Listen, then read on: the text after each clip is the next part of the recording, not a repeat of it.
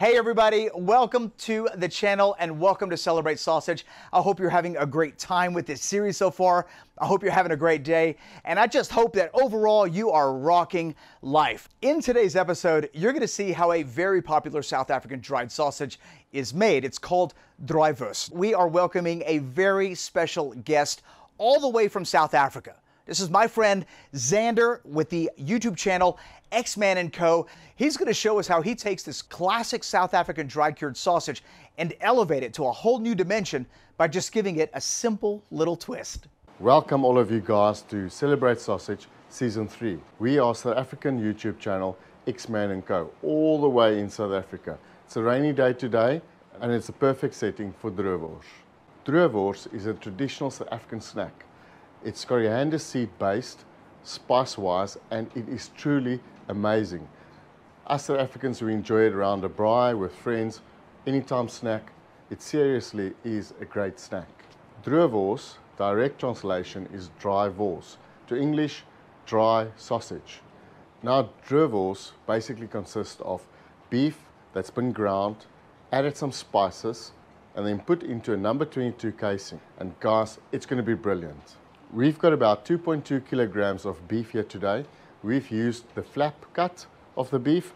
Now guys, the ratio to fat is basically 70-30. I won't suggest that you go 60-40.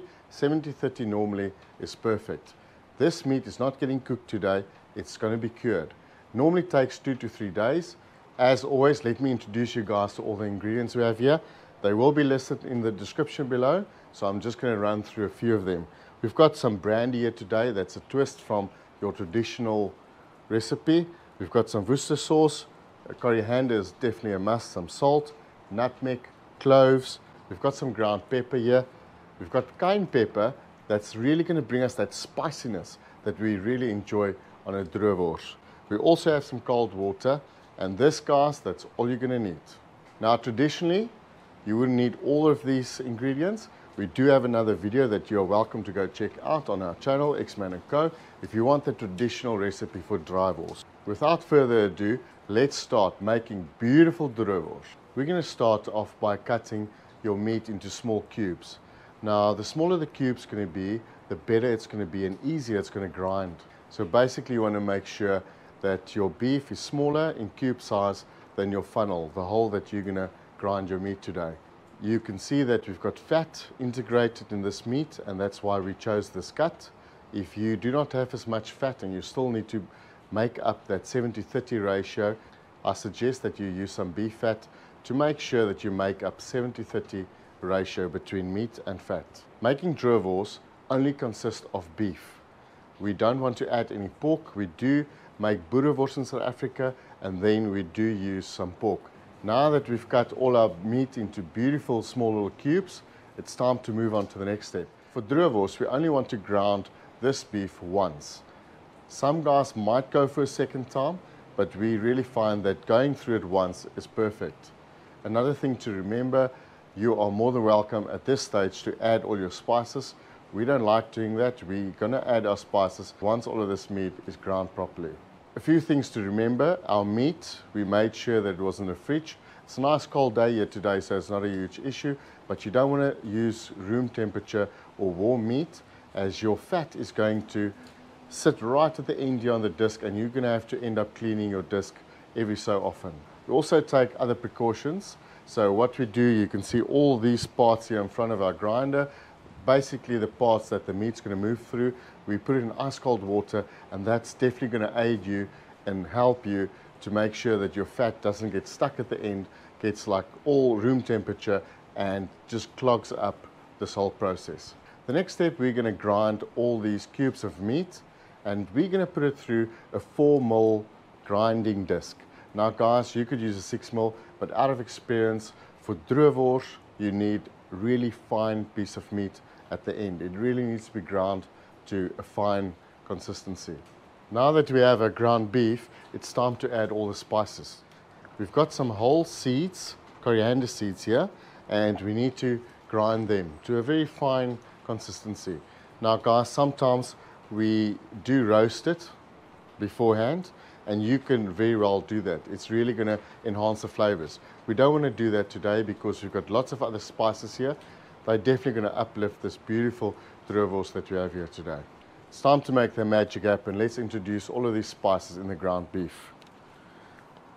Some coriander, some salt, some nutmeg, some cloves, ground pepper, some cayenne pepper, some cold water, some brandy, some brown vinegar, some Worcester sauce. Another very important tip here, guys, when working with this ground beef, this mixture, you don't want to compact it at all. So if you look at this motion here, this is what you want to do. You want to take your fingers like that and just mix it like that. We're just going to do this for 2-3 minutes and then make sure that all of these spices are nicely mixed in between all the meat. You are also welcome to lift it like this, but we don't want to compact it at all. You want to make sure that it's nice and fluffy, and this is the right consistency that we're looking for. Once it's nicely mixed up, the next step is to go and prepare our casings.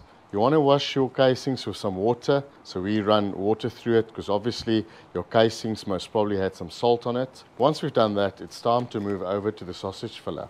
You want to maybe rest your ground beef mixture for about 30 minutes in the fridge and just let it mingle so that all the spices do their work and enhance this beautiful dish with beautiful flavors. Now that your ground beef is in your sausage filler, we're ready for the next step. We've put our casing 22, a number 22, onto the filler neck here. We made sure that it's nice and wet. And guys, don't forget to wash your casing. You can just run some water through it, make sure it runs right through till the end, and then we're good to go. At this stage, this is a 2-person operation, so I'm going to ask Co to come over and give us a hand. So we're going to go ahead, fill this casing, and then guys, it's where the magic happens. We're going to move over to our dry box. It's going to be brilliant. You want to remove all the air, so just hold it at the end like this, 2 fingers, and then it takes a bit of time to get the consistency right. You want to get more or less the same thickness. So you're just going to feed the casing. Unfortunately, guys, this takes time, but you know what? After the first 2 minutes, you're going to know exactly what to do. Now that all the casings are done, they're nicely filled, we've got just about almost some Droewors. Not really, it needs to cure. Guys, this is a curing process. It's going to take between 2 to 3 days. This is a home-built drying box. I do have a video on that. If you guys want to go check out X-Man & Co, go check it out. If you don't know how to build this, otherwise you can buy one. This is just very easy to make, and therefore we made our own. So there's a few ways to do this. One way is you're going to take your sausage and run it just over the top like this, and that works very well. Otherwise you can hang it over these rods that we've got here, and then it's time for the curing process.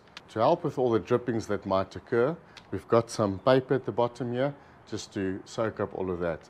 So if there's a lot of drippings in about a day's time, we will remove the bottom newspaper that we've got here and we will just replenish that.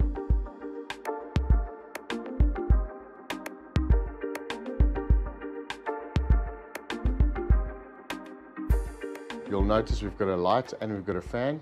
Basically, you are extracting all the air, it's coming from the bottom, and that creates the airflow that's going to help with the curing process. The light is just going to aid as we've got very humid conditions. It's really going to help and dry up the air. It's not for the heating process. Remember, this is a curing process, no heat involved. 2-3 days, these bad boys are going to be brilliant. Okay. The fan's running, the light's on. Now we just have to wait. I'll see you guys in a bit. We made our Droewors. We left it for 3 days to dry in the biltong dryer, and today is the right moment for us, day 3, to check it out. Normally day 3 is just perfect for us.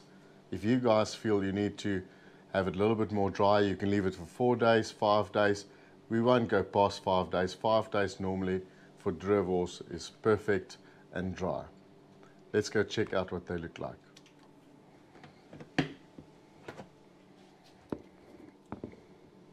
So guys, there you go.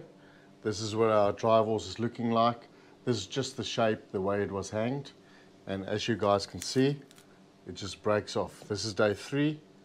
Perfect. Look at that. This is the way, traditionally, how we like Droewors. There's so many different recipes out there, and this is just one of them. And we are so ready to taste this. You could use a knife, or you can just break it. So let's have a look there, guys. Look how easy it breaks. I hope you guys can see. You can see there's some fat content in between. The ratio over here is perfect. This is the way we know it. Let's have a taste.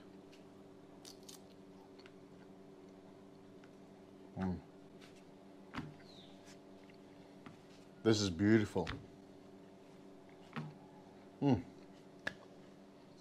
I can really get the cayenne pepper coming through. It's not chili, but it's definitely giving that little bit of smokiness.